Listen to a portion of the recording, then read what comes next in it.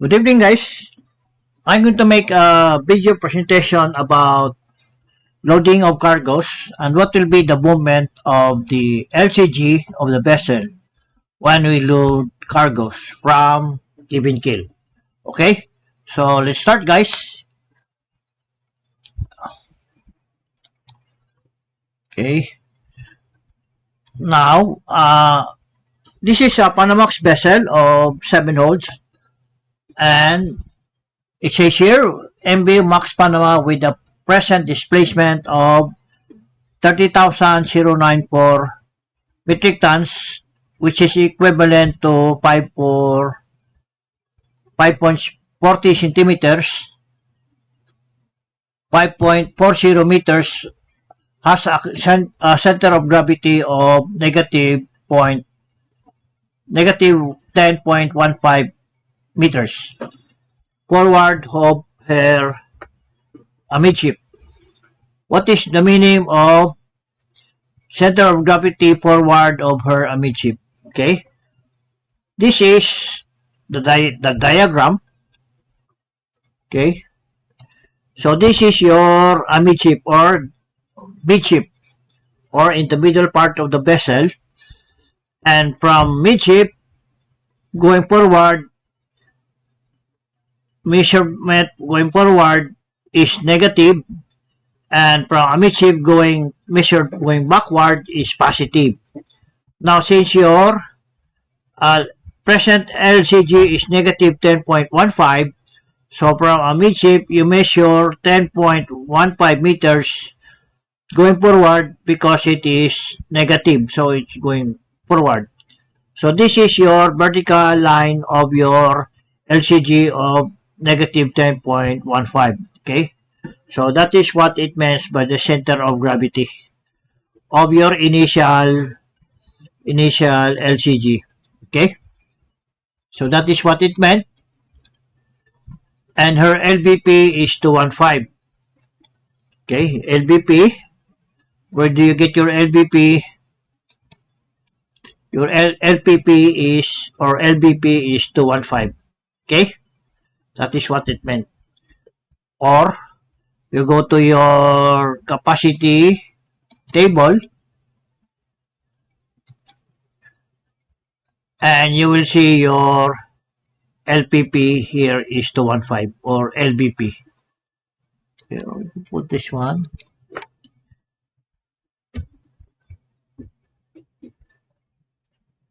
LBP. Okay, which is the same, LPP or LBP, which is 215. Okay, and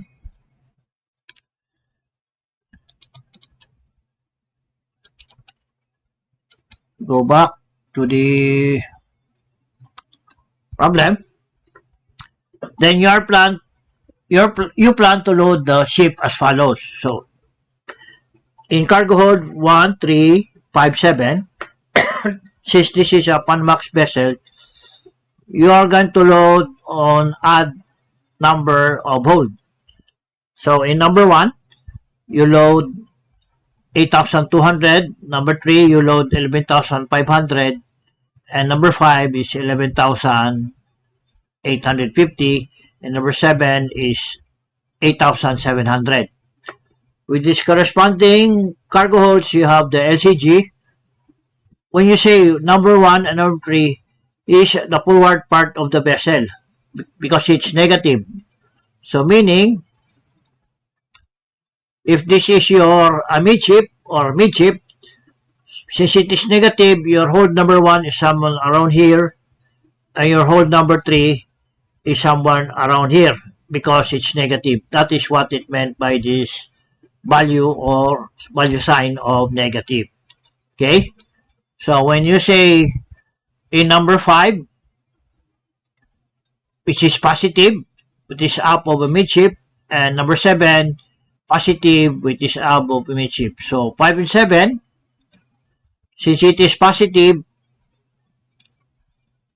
it is somewhere around here. So number 135 could be around here, hold number 5, since it is positive.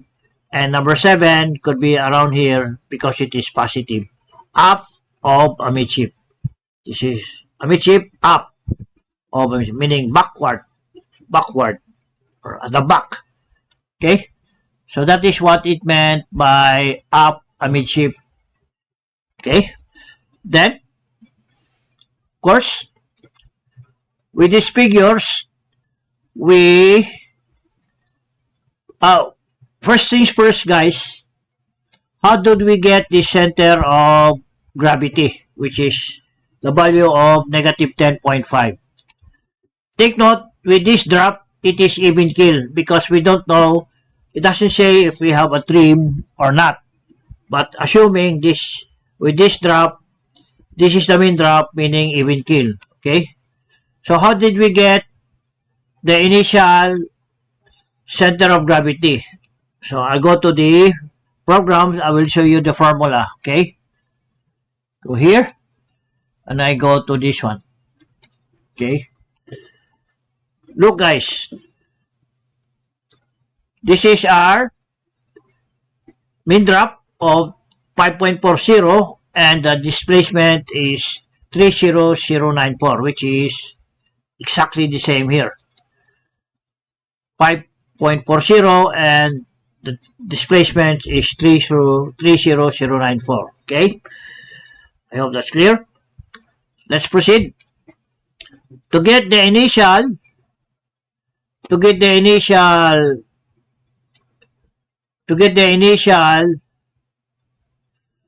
LCG, this is our formula, guys. Initial LCG is trim times MTC times 100 over your displacement, which is your displacement, this one, plus your LCB.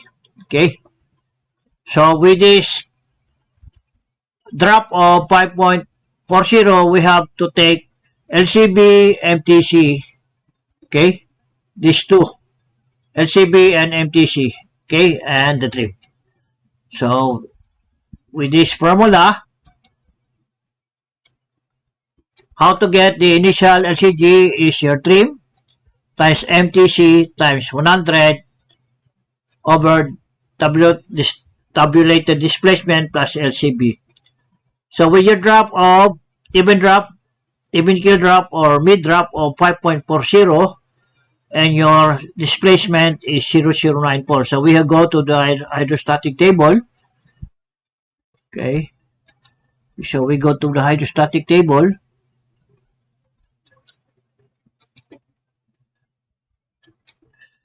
And say your drop is your displacement is how much? This one, 30094. Okay? Because you know your displacement, which is this one, is already giving you the displacement, but we will look what is the corresponding drop of this 30094 metric tons. So this is the one. I'm sorry.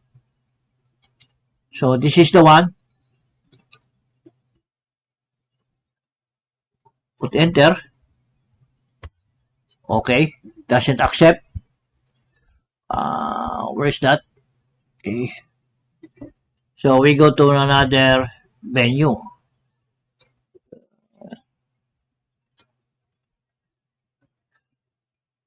Okay, this one. 30094. Is that correct?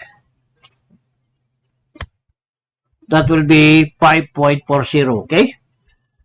30094. And the drop is 5.40. Here? Drop is 5.0 and we are concerned about only the MTC and LCB. Okay? So what is MTC is 764.2. 764.2. LCB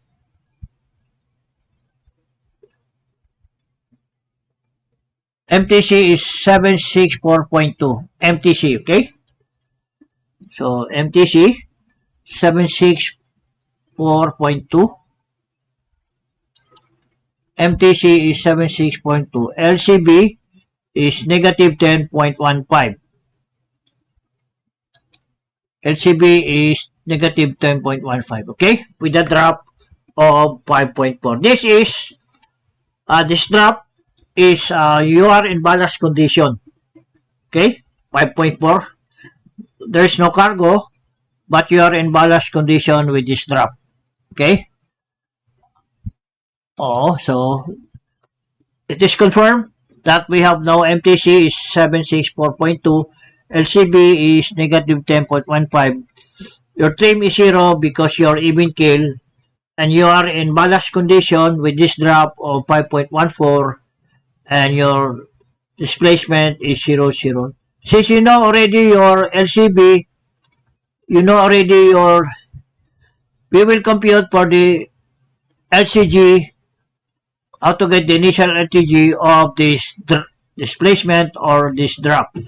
So this is the formula, trim times MTC times 100 over your tabulated displacement, and transpose what is your trim. Your trim is 0. What is your MTC? MTC is 764.2, okay? Then times 100 over your displacement of 30094, okay?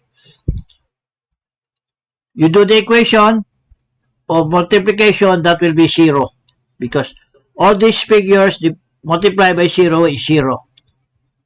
Then you bring down your displacement. 0 divided by displacement is 0. Plus your LCB.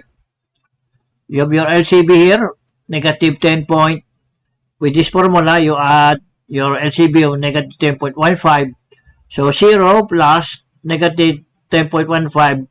Then your initial LCG is negative 10.15, which is this one. Okay? So, now you do your now trim stability form. Okay? This is now your trim stability form. Your initial displacement is 300.94, and the LCG, initial LCG is negative 10.15. Then you put in your cargoes, this one, plus your LCG, and you put it all around here, next to your initial displacement. Cargo 1357, and this is the amount of cargo, okay? Double check. Number 7, 8700. Number 5, 11850. Number 3 is 11500. And number 2, number 3 is 11500. Number 1 is 7. This should be 7200. This should be 7200, okay? 7200. Excuse me. Then corresponding LCG, negative 86, negative 36, 560, and your number 3 is negative 36, number 5 is 14850, and number 7 is 6632. This is your weight, okay? Copy.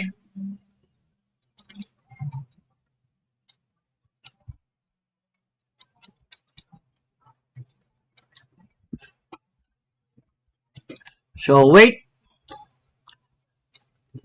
multiplied by your LCG, this will be LCG moment. This one multiply with your LCG, this one, and so forth. Then your total weight will be 770,344, and your total LCG moment is negative 5840,344, okay? Since your fuel is 0, your FO is 0, your diesel oil is 0, your freshwater is 0, okay? No value. Then you add your constant of 280 with the LCG of 7.51. You add this all together, that will be your dead weight of 70624. This is your total LCG moment, okay? You add your light shift of 9614. Light shift multiply with your LCG, then this will be your LCG moment. You add the dead weight plus your light shift, this will be your new displacement, or your new displacement of 8023, and your new LCG moment is negative 488073. Okay? Then how to find the final LCG after loading cargoes, after loading these cargoes, then you will have a new LCG. Okay, what is what you call the final. So the formula is LCG moment, which is this one, divide with your new displacement, which is this one, and your final LCG is negative 6.083. This is forward of a midship because it's negative. Now I will explain more further. Your present LCG is negative 10.15, which is this one. Okay, or this one. Okay, then you add all this cargo, you will have now, after all this cargo, you will now have a new final LCG of negative 6.83. So your new final LCG is negative 6.08.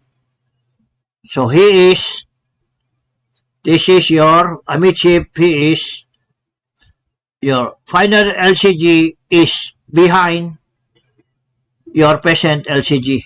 So this is what you call because you loaded cargo in your holds, you have more cargo in your app, that's why the new final LCG is somewhere around here, which is now negative 6.08. See, from here you shifted about 1.36 meters with the new final LCG. Okay, from this point you shifted your center of gravity to this one, which is now your final LCG, because you shifted your final center of gravity because of the cargo you loaded on your vessel. Take note that hold number 5 and 7, he has more cargo than on this 1 and 3. Okay, take note, in number 5 you have 12.85, which is more than number 3, and number 7 is more than this figure. So that's why you are trimmed by the stern. That is the reason why the center of gravity is shifted from this position to that position. Okay, I hope that's clear. Now,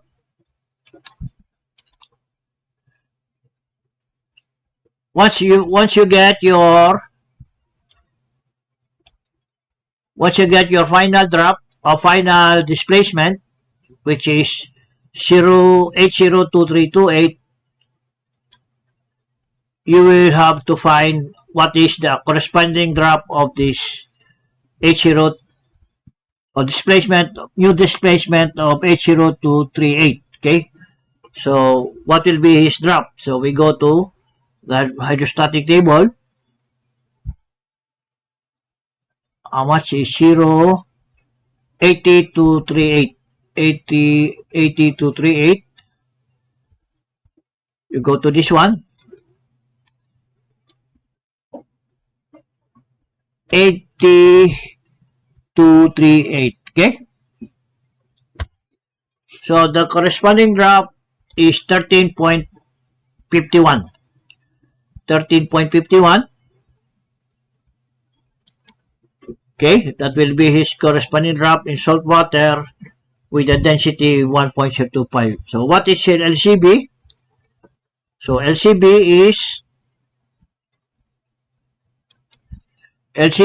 is negative 6509. 6509. 6509 or 51. Sorry, runoff. LCF is 045. LCF is 045. LCF is 045. It is also runoff. Okay. And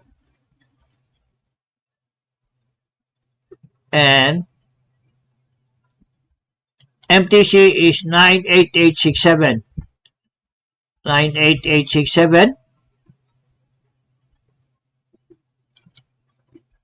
98867 MTC. Okay. And TPC is 6456. 6456. 6456. Okay. Runoff. So we can also go down and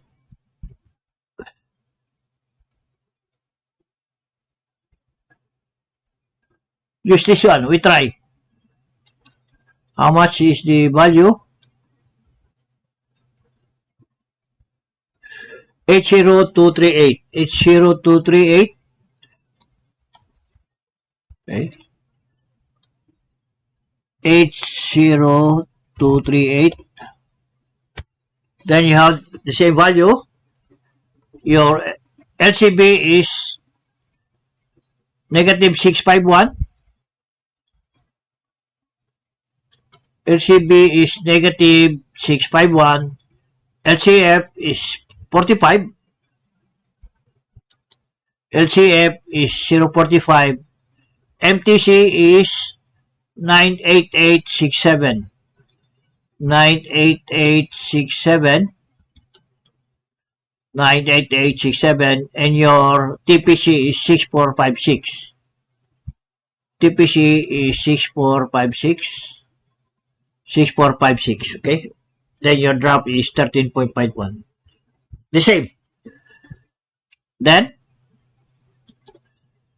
what is your final LCG is negative 608, which is this one. Okay. Negative 608. Okay. That is your final LCG. Negative 608. Your LPP is 215. Now, once you have already this figure, and you have your drop here, by the way, this is the condition of your vessel when even keel. Okay? What we have been looking is the negative initial LCG is negative 10 point something, 10.51. So your initial LCG is something somewhere around here. Negative 10. It is a forward part. Okay? Then we go to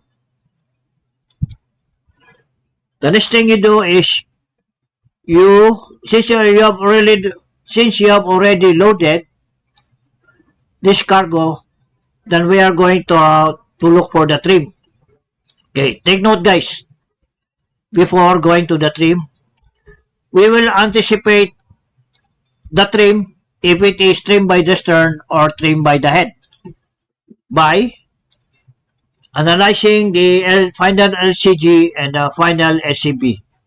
Take note guys, by this figure alone, you will know if it is trimmed by the stern or trimmed by the head. Now, take note that LCB is far more ahead than final LCG. So he is behind. He is on the forward part. Okay. To give you an idea. Okay. If your final LCB is negative 651, which is going forward, so this will be your LCB of 6.51, this one, because it's positive. And because he is less, 6.08, your final LCG is this one. Okay? Look, you have more length in negative 651, which is this one. This is your vertical LCB. And your final LCG is negative 6.08, which is this one. Okay?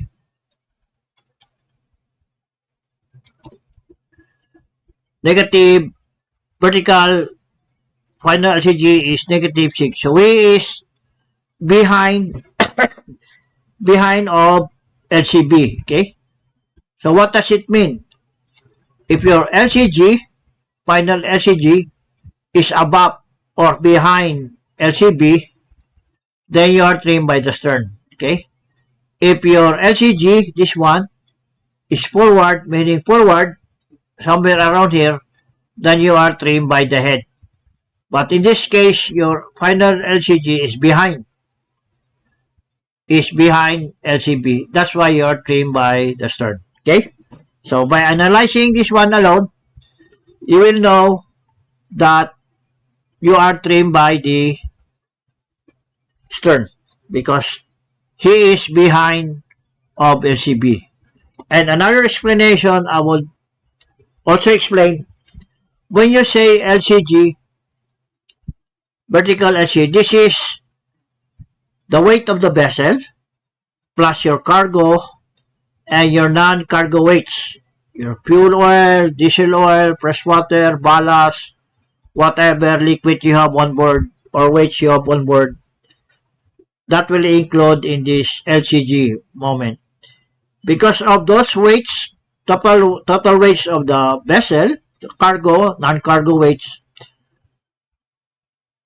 the rule of the gravitational pull of the weight is to push it downward. Correct? That's why the arrow here is to push you downward. And when you speak of buoyancy, it is the water that pushes the force going upward. So this is your buoyancy. So the tendency of this part is to push it upward. So your vessel will go upward because the weight of your cargo, this will go down. That's why you are trimmed by the stern. Okay? That is why you are trimmed by the stern because you are more adding weight here. You have more weight here than less weight here. Because of the so much weight, the vessel will go down, your stern will go down because of the gravitational pull, and because of the buoyancy here will push the vessel upward. That's why you have this arrow upward. Okay, that's why you have trim by the stern. Okay, I hope that's clear. Now, the next thing we do, now we already know that we are trimmed by the stern. How much should we are trim? That is the question. Or this is what you call the change of trim. So, meaning from your even keel condition, the vessel will go like this by trim by the stern because you have more weight here. That's why the vessel will sink. The stern part will sink.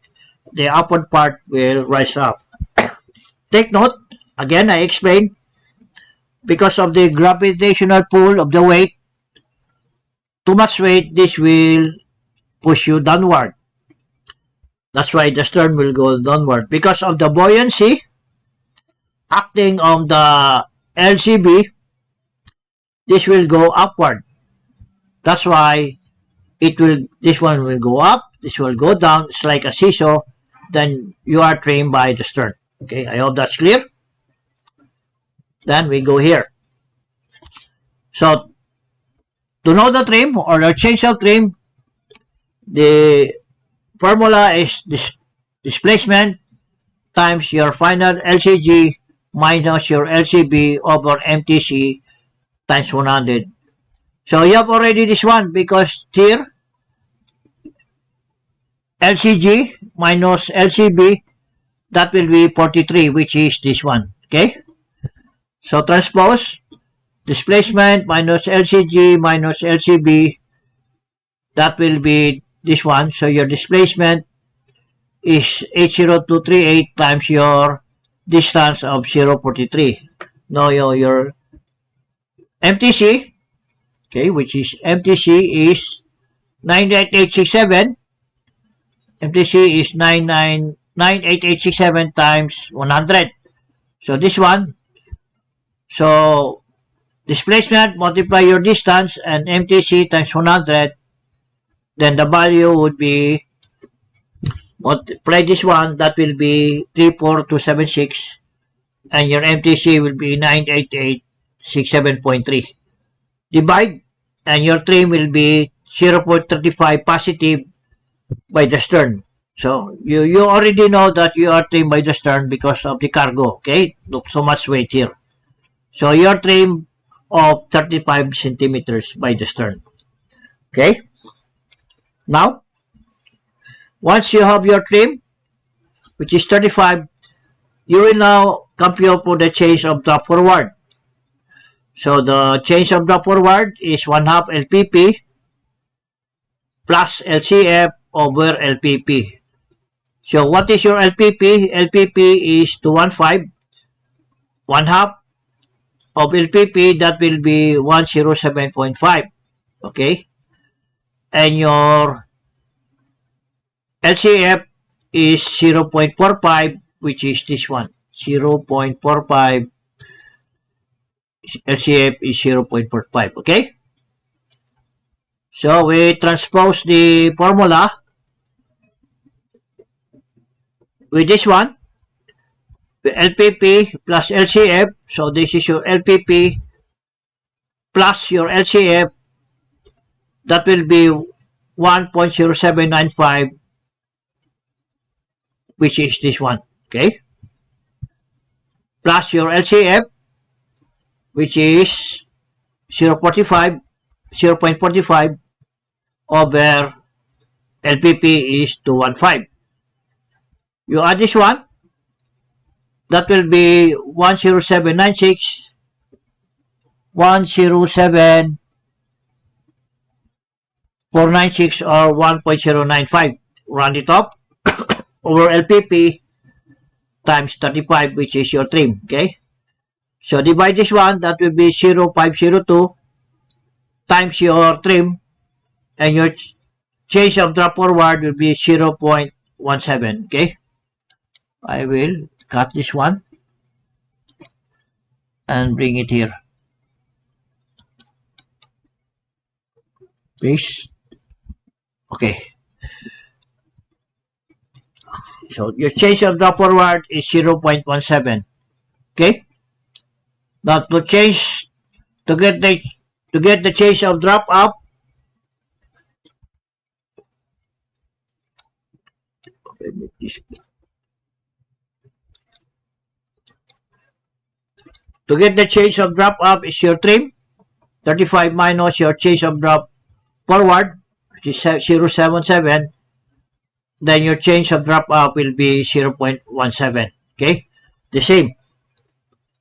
Now from there, you do this equation. Your forward, your mean drop. This is your mean drop. Okay, put this one. Okay, this is your mean drop. Put this cut. Put it here better. So this is your main drop of 13.51, which is this one. Okay, 13.51 from your new displacement. So 13.51, put it forward and up because you're even keel. Apply your forward and up correction, a change of drop. Your change of drop forward is 0.17 and change of drop up is 0.17. Take note that we are trimmed by the stern, meaning you have more drop up than forward. So if you have more drop up, then of course you add this one. So once you add this one, that will be 13.68. Since you have less drop here, so you subtract, then forward will be 13.34. Okay? And your mean drop will be 13.51, which is exactly the same of your new displacement and corresponding drop. So this is your main drop, and the same here. Take note, your trim here would coincide with your computation of your trim here, corrected trim, which is 35. If this is 35, it should be the same with your manual computation with this trim of 0.35. Okay? And we have another solution here. Your mean drop, subtract from your forward correction or forward change of drop forward, which is 0.17, deduct this one, then your forward drop will be 13.34, which is the same. Then you add your trim, which is 0.35, then up drop will be 13.68. Okay? So I hope that's clear. Now we will apply this one to our program. This is only manual computation. Okay? So we apply this to the program. Then I go to what we call the form number 6. For form 6, small weights. That is how to find trim when handling several moderate weights. Take note that our initial drop is even keel of 5.40, which is this one, okay? Initial drop. So you put here 5.40, up will be 5.40. Then your actual mid port will be also 5.40. Okay, and your starboard mid is 5.40. So your mid drop is 5.40, and your density at the present drop is 1.025. Okay. Then after loading those cargo, your departure drop, mean drop will be 13.51, which is this one. Okay. After loading all those cargo, okay, after loading, your new displacement is 0.8238, which is this one, and the corresponding departure drop will be 13.51 after loading cargo. So what you do, you put here your final mid drop, which is 13.51. Okay, once you put this one, your sinkage will be 8.11 meters. So from midship of 5.40, you have the vessel has to sink 8 meters and 11 centimeters to reach 13.15. Okay, so that is what it meant by the sinkage. So you have the vessel has to sink about 8 meters and 11 centimeters to reach 13.5. So we will convert this one into cargo. Click this one. The formula will be K8, which is a sinkage, okay, times M3, which is the TPC, M3, the TPC of this final drop. So your final drop is 13.51. You interpolate the TPC, then you will have 6455, which is this one. So from sinkage times TPC times 100 and the value will be 52354. Okay? So you have now the recommended drop to load to reach this departure drop or mid drop of 13.51. Now, follow this arrow. So you want to load 5235, just copy this one, 52354. 52354 to run it up. So what happens if you load this figure? Results after loading 52354. Take note of your mid drop is exactly the same with your final drop, and your sinkage is also the same with the sinkage of 11.2. Okay, so it's confirmed. This is the exact figure that we're going to load. There's another way of getting the sinkage.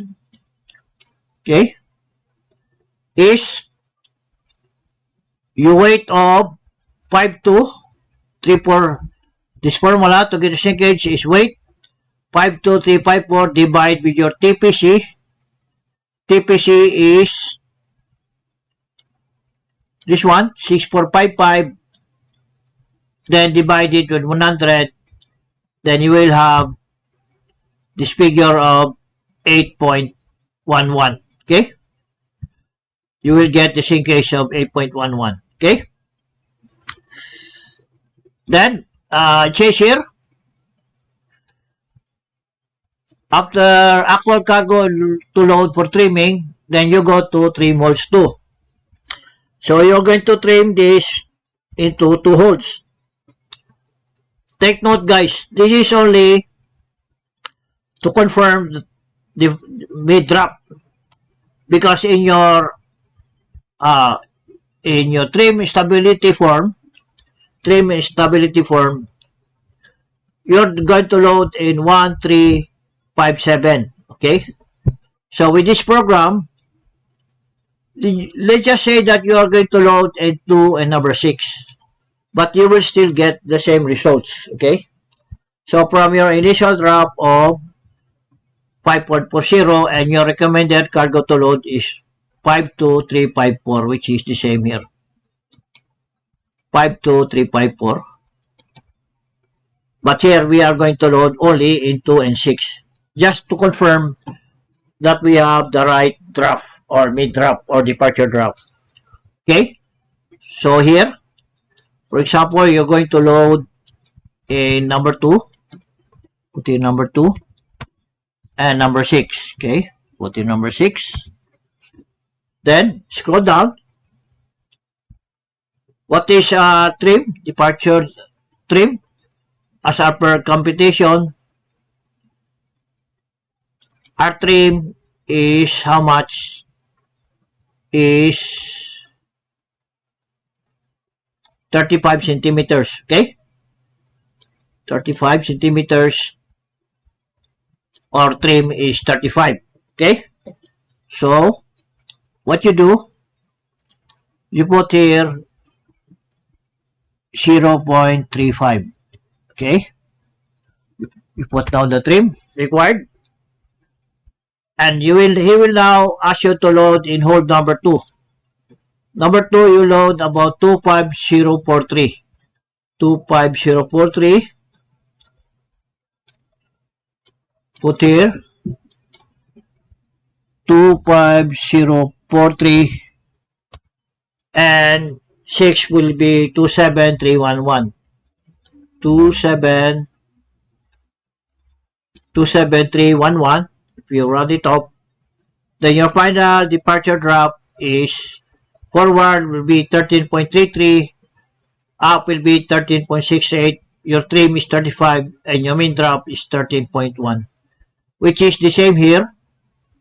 Okay, your forward is 13.34, forward is 13.33, up is 13.68, 13.68, and your main is 13.51. 13.51, and your trim is 35 centimeters, and your trim is 35. Take note, guys. What's more important here is your mean drop. If you get this mean drop, regardless of what is the difference between your forward and up, the value here of mean drop will be the same displacement that you will get, which is this one, 13.51. 13.51, you still have the same displacement of F023, regardless of your drop forward and up. Since the difference is only 1 centimeters, 33 and 34. And here, your deflection is 0. So this is a very good program. Your deflection is 0. Then you go to your Form 6. Okay, Form 6. Take note that in number 2, you load 25043. 25043, and number 7 is 27311. 27311 and 25043. So number 2, put it here. And number 6, you put it here. Put your LCG, and your final drop will be forward is 13.33, up is 13.68. Your trim is 35 centimeters, then your mean drop is 13.51. Then here you have a 0 deflection. Okay? What important is your mean drop of 13.51, because you will have the same displacement of H0238. Okay? This drop. Then, since you have now two programs with the same results, we will go down to the trim table. So take note, trim table, your cargo to load is 52354. 52354. And your loading, your trimming hold is 2 and 6. 2 and 6, and the cargo will be also the same of 25043, 6 is 27311. What is the correction table of hold number 2? So hold number 2, okay, excuse me guys, 3.7, that will be negative 1.6, and number 6 will be 0.5, 4.50. This is 6. Okay. Then you go to the trimming table, where you will find these cargo holds, and this is your drop. Since we are loading in hold number 2, take note of the mean drop, guys. The mean drop, okay, the mean drop is 13.51. So it was almost 13 meters or 14. So what I did was I took the 14 meters. Okay, you can go to 13 or 14, but I went to 14 meters. Okay, or what is this called? What you got? Excuse me.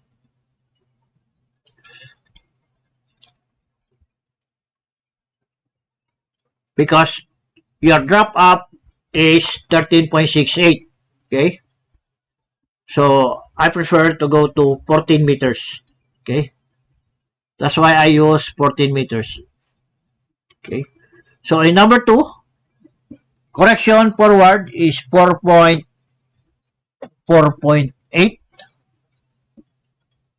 Put here, I'm sorry, 4.8.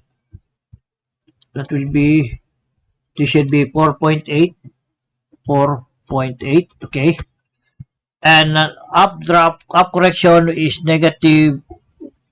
Up correction is negative 1/6. Up correction is negative 1/6. Then number 6 forward correction. Number 6 will be forward correction is negative 0.5. Negative 0.5, and up correction is how much? Up correction, up correction for 6 is 3.6, okay? 3.6, this should be 3.6. Now, take note of the final drop. Is trimmed by the head, and your drop forward is too much, and your up drop is 11.23 from drop. It should be 13.33 and 13.68. Okay, so I will tell you one thing. Take note of this forward and up correction from drop 2 meters going to 5 meters, going to 6 meters, up to 10 meters. Look at the corresponding value of forward correction. See, almost, not exactly, but almost the same. So, meaning they are only assuming that this is the value of the correction. Also, in up correction, which is almost the same, so this shows that it's only just an assumption. At this point in time, this will be the correction, but we will exactly pinpoint what is the true correction. Okay? So, what we do, since our drop forward is too much, we will adjust the forward correction. Okay? This is the forward correction.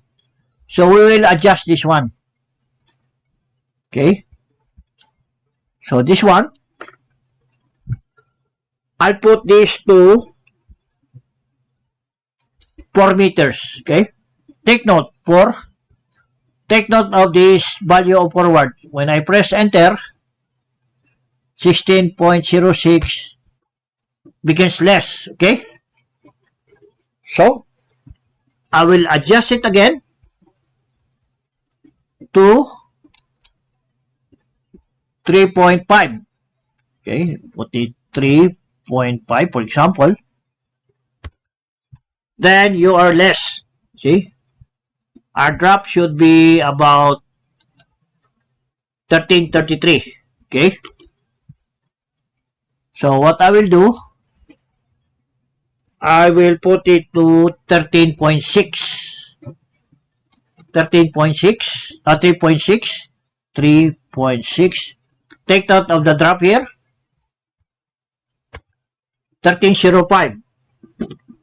Then I will put 13.65.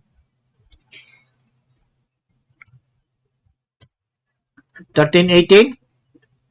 I will put it to 68. 68.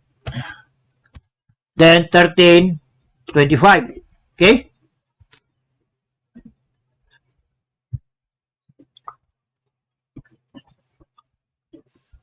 It should be 33, right? So we adjust it again.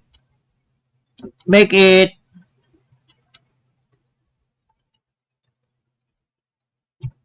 7. Then you have 3 more. So make it 30. Let's say 32. 72. A little more. Should be 33. So 15. How much now? But according to our, it should be 1334. So that's okay now. 13 sorry, 1334. Then our drop should be up will be 1368. So go back 1368. So this should be 1368. So this is adjust this up. Okay. Up correction of hold number 6. So 13. I will put this to 4 meters. Take note of this one up. 4 meters. Then you have now 1232. Okay. 1242. Then I'll make it to let's say 4.5. Then drop up is 1368. Now you have 1334, 1368, and your main is 1351, mid is 1351, your trim is 1335, then you have a zero deflection. Okay? So this is the value of your drop, the actual correction of this trimming correction table. So this is only assuming, or they assume that at this point of time, these are the correction. But if we try to adjust the correction from 335, that will be 315, and from 4.5, that will be something 4.5. Okay. So then you will get the exact value of your forward and up correction. So you have 3 programs from form number 6. From this, how to find trim and wind handling square weights. And you have this drop. And you have the main drop of 1351, and you have a zero deflection. Trim 2 holds. Okay. And your departure drop is 1333, 1368, trim is 35, and main drop is 1351, and zero deflection.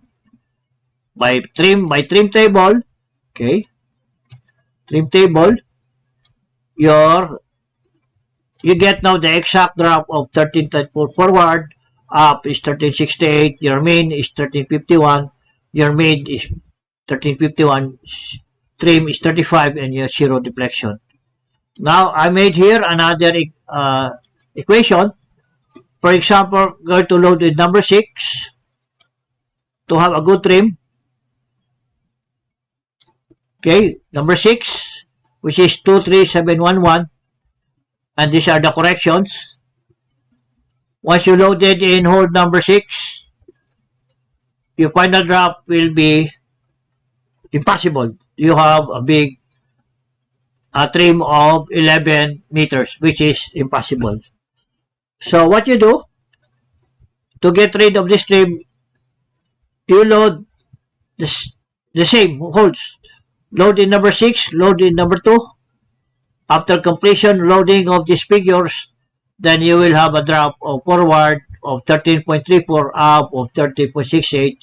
Your trim will be 35, and your main will be 13.51, and your deflection is 0. Okay? So it's just to prove by this formula or by this program that you will get the same departure drop of forward is 1334, up is 1368, and trim is 13.35. Okay, so this is manual computation, and this one is by using the program, but in this case you only use hold number 2 and 6. Okay, anyway, you can try to use For example, you want to use 1